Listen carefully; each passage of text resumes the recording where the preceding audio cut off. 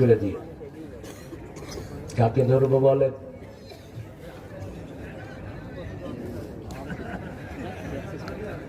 উপো 10, 20, 30, 40, 50, 60, 70, 80, 90, 100। হ্যাঁ, আমার ভাই দিবে ইনশাআল্লাহ। কষ্ট আছে তো অনেকের, অনেকে অনেক জায়গাতে দেয়। কই আপনি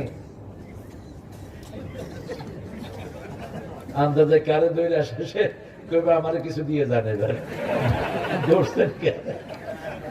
ওই যে আল্লামা কাজী ইব্রাহিমকে চিনেন তো?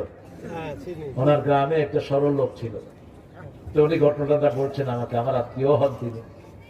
বলছে ওনাকে মুক্তিযুদ্ধের ভাইয়েরা গিয়ে ধরছে, এই বুড়া প্রথম দরজা নক করছে, এই দরজা খোল।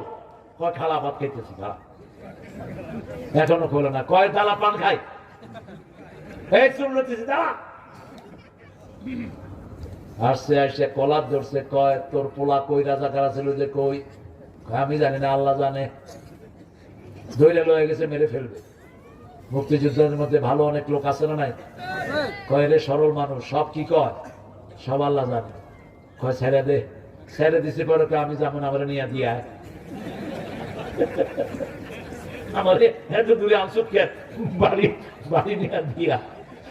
কি সরলের সরল আল্লাহ, এই সমস্ত সরল মানুষকে আল্লাহ পার করে দেয়। ঠিক না ঠিক?